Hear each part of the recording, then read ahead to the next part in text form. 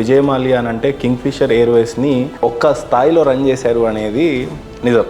ఎంతో కొంత revenue taxation ఈ భారతదేశం యొక్క కాంట్రిబ్యూషన్ ఉంది అనేది వాస్తవం. అలాంటి ఒక విజయ్ మాల్యా ఈ దేశాన్ని దాటి వెళ్ళిపోవటం, ఆయన మళ్ళీ ఈ దేశానికి రావాలని చిందించటం, అంత మంచి దిగ్గజం ఒక అంబానీ ఆదానీలతో పోటీ పడేటువంటి ఒక బిజినెస్ మ్యాన్ ఈ దేశాన్ని వదిలేసి వెళ్ళిపోవటం, ఆయన ఆ రకమైనటువంటి ఎమోషనల్ని వ్యక్తపరచడం, ఒక మెంబర్ ఆఫ్ పార్లమెంట్గా మీ యొక్క పాయింట్ ఆఫ్ వ్యూ చెప్పాలి విజయ్ మాల్యా పట్ల అంటే ఏం చెప్తారు? మోడీ గారి ప్రభుత్వం హయాంలోనే మేము ఒక ఫ్యూజిటివ్ ఎకనామిక్ అఫెండర్స్ యాక్ట్ అనే ఒక చట్టాన్ని తీసుకొచ్చి ఇట్లా దేశం ఎల్లలు దాటి పారిపోయినటువంటి వ్యక్తుల యొక్క ఆస్తుల స్వాధీనం, లొంగిపోయేలా చర్యలు తీసుకోవడం, ఇట్లాంటివి చేయడం వల్లనే ఆయనకు 5,000 కోట్ల పైచీలకు లోన్ ఇస్తే ఇప్పటికే దాదాపు 9,000 కోట్ల పైచీలకు రుణాలు రికవరీ చేసినామని బ్యాంకులు చెప్తున్నాయి, నేను చెప్తలేను.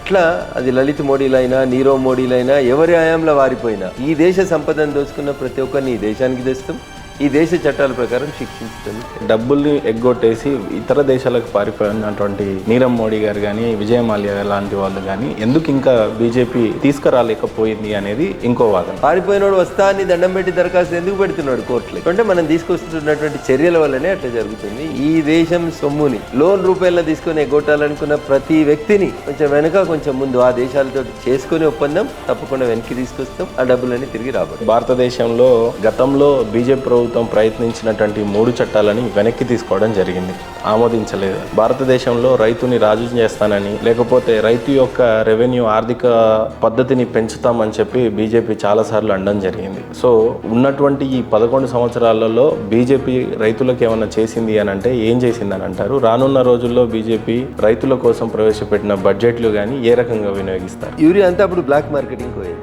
పాల తయారీకి వాడుకున్నట్టు, ఇతర కెమికల్స్ తయారీలో వాడటం. ఇప్పుడు నరేంద్ర మోడీ గారు ప్రధానమంత్రి అయిన తర్వాత ఒక చిన్న లాజిక్, యూరియాకి వేప నూనెను యాడ్ చేసి దాన్ని చేదుగా చేసేస్తే you cannot add it in any other chemical. PM Kisan Samman Nidhi కింద 3 ఇన్స్టాల్మెంట్ల కింద ప్రతి రైతుకి 2,000 చొప్పునిచ్చి చిన్న సన్నకారు రైతులకి సంవత్సరానికి 6,000 ఇచ్చి వాళ్ళకి సాయం చేస్తున్నాం కదన్నా. నేను ఇందాక చెప్పిన డ్రోన్లు తీసుకొచ్చినాం కదన్నా, కూలీలను పెట్టి మందు కొట్టుడు బంద్ చేసి ఒక రైతు డ్రోన్ ఆపరేట్ చేసి తన పొలం అంతా మందు కొట్టుకునేటువంటి పరిస్థితి తీసుకొచ్చినాం. పక్క దేశాల్లో చూసినట్లయితే అగ్రికల్చర్లో వాడుతున్నటువంటి ఇన్నోవేషన్ మిషన్స్ భారతదేశంలో ఇంకా ఆ టెక్నాలజీని ఆమడ దూరంలోనే ఉన్నట్టుగా కనపడతా ఉంది. బీజేపీ తీసుకున్నటువంటి చొరవ ఏ రకంగా ఉంది అని అంటే ఏమంటారు? వ్యవసాయ పనిముట్లకి రైతులకి పైసలు ఇస్తున్నాం, కోల్డ్ స్టోరేజ్లు కట్టిస్తున్నాం, గోడౌన్లు కట్టిస్తున్నాం. రైతు ఇమీడియట్ గా అమ్ముకోకుండా తన పండించిన పంట నిల్వ చేసుకొని తనకు మార్కెట్ లో అనుకూలమైన రేట్ వచ్చినప్పుడు అమ్మేందుకు ఉపయోగపడతా ఉన్నాం. పిఎం కిసాన్ సమ్మాన్ నిధి ఇచ్చినాం, డ్రోన్లు తెచ్చినాం, ట్రాక్టర్లు ఇచ్చినాం, వ్యవసాయ పనిముట్లు ఇచ్చినాం, డ్రిప్ ఇరిగేషన్ ఎంకరేజ్ చేస్తా ఉన్నాం. ఏ దేశంకైనా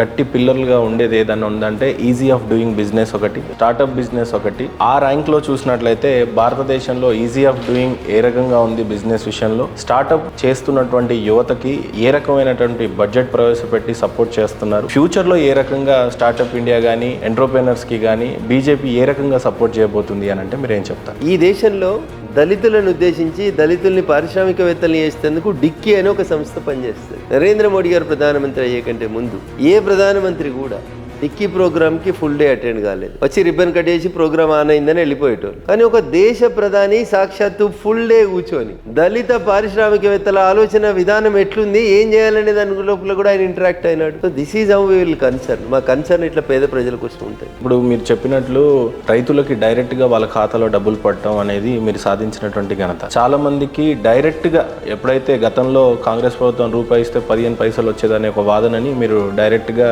వాళ్ళ అకౌంట్ లో పడేట చేశారు. అట్లాగే ఈజీ ఆఫ్ గెటింగ్ లోన్ విషయంలో యువతకి స్టార్ట్అప్ ఇండియా స్కీమ్ కింద అంతే ఈజీగా వచ్చే దిశగా ఏమన్నా మీరు చొరవ తీసుకునే అవకాశం ఉందంటారా? ఎవరు గుర్తించని ఎవరు మాట్లాడని విశ్వకర్మల గురించి మేము మాట్లాడుతున్నాం. విశ్వకర్మలకి నేరుగా లోన్ ఇస్తున్నాం, ట్రైనింగ్ ఇస్తున్నాం, లోన్ ఇస్తున్నాం, ప్రధానమంత్రి ముద్ర కింద ఇస్తున్నాం. ఆఖరికి స్ట్రీట్ వెండర్స్ అన్న రోడ్డు మీద కూర్చొని కూరగాయలు అమ్ముకునేటువంటి పేద ఆడబిడ్డలకి రోజువారీ మిత్తి తీసుకొచ్చుకుంటారు ఫైనాన్స్ లో వాళ్ళు 5%, 10%. అది తగ్గాలని స్ట్రీట్ వెండర్స్ కి మనిషికి 10,000 రూపాయలు లోన్ ఇచ్చింది భారత ప్రభుత్వం.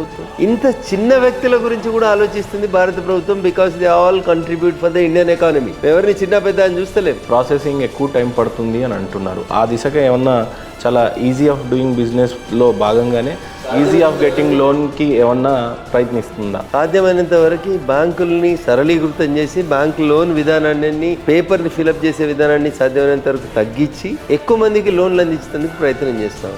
మీరు అన్నట్టు కొన్ని బ్యాంకులు అట్లా ఇబ్బందులు పెడుతున్నట్టు మా దృష్టి కూడా వస్తుంది, వాటిని కూడా రెక్టిఫై చేస్తాం. భారతదేశం జీడిపిలో తెలంగాణ యొక్క కాంట్రిబ్యూషన్ 8th ర్యాంక్లో ఉంది. అత్యధికంగా జీడిపిలో రెవెన్యూ శాతం అంతా కేటాయిస్తున్నప్పుడు, భారతదేశం యొక్క జీడిపికి తోడ్పడుతున్నప్పుడు, అలాంటి ఒక రాష్ట్రానికి ఉన్నటువంటి ఒకే ఒక ఎయిర్పోర్ట్, తెలంగాణలో ఒకే ఎయిర్పోర్ట్ ఉంది. అదే పక్క రాష్ట్రంలో అయిన ఆంధ్రప్రదేశ్లో 11 ఎయిర్పోర్ట్లు ఉన్నాయి. గడిచినటువంటి ఈ 11 సంవత్సరాలలో ఎప్పుడు కూడా తెలంగాణకి ఇంకో ఎయిర్పోర్ట్ అవసరం లేదనుకున్నారా? అంత జీడిపిలో 8th ర్యాంక్లో ఉన్నటువంటి తెలంగాణకి ఇంత విస్మరణ ఎందుకు, చిన్న చూపు ఎందుకు? జిఎంఆర్ రాజీవ్ గాంధీ అంతర్జాతీయ విమానాశ్రయం కట్టినప్పుడు శంషాబాద్ ఒక అగ్రిమెంట్ ఎంటర్ అయ్యి అప్పుడు ఉన్నటువంటి కాంగ్రెస్ ప్రభుత్వం, అప్పటి పెద్ద మనుషులు గౌరవనీయులు మన్మోహన్ సింగ్ గారి నాయకత్వంలో ఉన్నటువంటి యూపీఏ ప్రభుత్వం జిఎంఆర్లతో ఒక అగ్రిమెంట్ ఎంటర్ అయ్యింది. రాష్ట్ర ప్రభుత్వం భూమి ఇస్తే ఆదిలాబాద్ లో, నిజామాబాద్ లో, వరంగల్ లో కొత్తగా విమానాశ్రయాలను పెట్టడానికి భారత ప్రభుత్వం సిద్ధంగా ఉంది. ఇంటలెక్చువల్స్, బ్యూరోక్రాట్స్లు చేసే విమర్శలు ఏంటంటే, ఒక డిగ్రీ, పిహెచ్డి, ఎంబీఏ చేసిన తర్వాత నీకు ఉద్యోగం రావట్లేదు అని అంటే నీ ఎడ్యుకేషన్లో ఏదో తప్పు ఉంది, అందుకని నీకు రావట్లా. లేదు, ఒక స్టార్టప్ చేసుకోవడానికో లేకపోతే ఇంకా ఏదైనా బాగా థింక్ చేయాలి అని అంటే దేనికైనా ఎడ్యుకేషనే చాలా ఇంపార్టెంట్ అంటారు. అలాంటి ఎడ్యుకేషన్ని బీజేపీ వచ్చిన తర్వాత ఎడ్యుకేషన్ పాలసీస్ మీద ఏ రకమైనటువంటి బడ్జెట్ ప్రవేశపెట్టింది, ఏ రకమైనటువంటి పాలసీస్ చేంజ్ చేసి నిజంగానే చదువుకున్నటువంటి విద్యార్థులకి ఆ విద్య ఉపయోగపడే విధంగా ఉంది అని అంటే, దేశానికి స్వతంత్రం వచ్చినాక ఈ విద్యా వ్యవస్థ లోపల 34 ఏళ్ల తర్వాత ఒక గొప్ప మార్పుని నూతన జాతీయ విద్యా విధానం ద్వారా ప్రవేశపెట్టింది. ఎంతసేపు పిల్లల్ని పుస్తకాల పురుగులుగా, బట్టి కొట్టే మిషన్లుగా మానేసి వాళ్ళని లర్నింగ్ బై డూయింగ్ తీసుకోవడం కోసం ప్రధానమంత్రి Shri schools, PM Shri schools కింద ఈ దేశంలో 14,500 స్కూల్ అని మోడల్ స్కూల్స్ ని ఎంపిక చేసినాం. వీళ్ళందరి లోపల skill development, digital learning, multiple languages ని వాళ్ళ లోపల డెవలప్ చేసి వీళ్ళని భావి భారత పౌరులుగా తీర్చిదిద్దేందుకు పనిచేస్తాం. This is a great change అన్న. ఎడ్యుకేషన్ బడ్జెట్ చూసినట్లయితే 50,000 నుంచి 60,000 కోట్ల వరకు స్పెండ్ చేసినట్టుగా కనపడతా ఉంది కేంద్ర ప్రభుత్వం. ఏ రకంగా దాన్ని వినియోగించుకోబోతున్నారు అని అంటే ఏం చెప్తారు? కోళ్ళని పోల్ట్రీ ఫామ్ లో పెట్టి, ఏసీలో పెట్టి పెంచినట్టు పెంచకుండా పిల్లల్ని బయటి ప్రపంచంతో ఎడ్యుకేట్ చేసి బయటి ప్రపంచంతో కలిసి పెరిగేలాగా చేస్తే పిల్లలకి ప్రపంచం, పర్యావరణం అన్ని నేర్పిస్తుంది. బడ్జెట్ లో మేము ఇచ్చిన పిఎం శ్రీ స్కూల్స్ డెవలప్మెంట్ చేయడం, టాయిలెట్స్ లేకపోవడం, లైబ్రరీ లేకపోవడం, ల్యాబ్స్ లేకపోవడం, ఇట్లాంటి కొరతలు తీర్చి చదువుకునేప్పుడే పిల్లల లోపల సృజనాత్మకతను పెంచడానికి పిఎం శ్రీ స్కూల్స్ ఉపయోగం. ఏదేమైనా భారత్ సూపర్ పవర్ కావాలి అని 2047లో మోడీ గారు కలలు గంటా ఉన్నారు. నిజంగానే వికసిత్ భారత్ కావాలి అని అంటే ఎలాంటి రెవెన్యూలను ఉపయోగించుకుంటారు, ఎలాంటి వనరులను ఉపయోగించుకుంటారు, సూపర్ పవర్ భారత్ గా ఎప్పుడు తీర్చిదిద్దుతారు? మీకున్నటువంటి ఆశలేంటి, ఆశయాలేంటి ఈ దేశం పట్ల? ఇలా భారతదేశం కాదు, ప్రపంచంలో ఏ నూక్ అండ్ కార్నర్కి పోయినా ఇంతకుముందు నీ దేశం అంటే ఏదని చెప్పుకోవడానికి భయపడే స్థితి నుంచి ఐఎమ్ ఎన్ ఇండియన్ అని గర్వంగా చెప్పుకునే రీతి లోపల భారతీయుల గౌరవాన్ని పెంచిన నాయకుడు నరేంద్ర మోడీ గారు. ఖచ్చితంగా వికసిత భారత్ లక్ష్యంతో పాటు భారత్ని విశ్వగురువుగా చేస్తాం, ప్రపంచంలో అగ్రమాంగా నిలబెడతాం. దానికి అంతా కర్త, కర్మ, క్రియ ఎవరంటే ఈ దేశంలో ఉన్నటువంటి యువత. Nation first, party next, individuals last. Economy గురించి కానీ, జీడిపి గురించి కానీ, పర్ క్యాపిటల్ ఇన్కమ్ గురించి ప్రపంచ దేశాలతో పోటీ పడుతున్న భారతదేశాన్ని చూస్తుంటే చాలా గర్వంగా ఉంది. భారత్ సూపర్ పవర్ ఎలా ఎదుగుతుంది అని నరేంద్ర మోడీ గారు 2047 వికసిత భారత్ అనేటువంటి ఒక లక్ష్యాన్ని తన ముందుంచుకొని తన ఆలోచన విధానాన్ని ఈ దేశ ఆర్థిక వ్యవస్థతో జోడించి ఈ దేశ ఆర్థిక వ్యవస్థని స్ట్రీమ్ లైన్ చేస్తే ఈ రోజు భారత ఆర్థిక వ్యవస్థ $4.19 ట్రిలియన్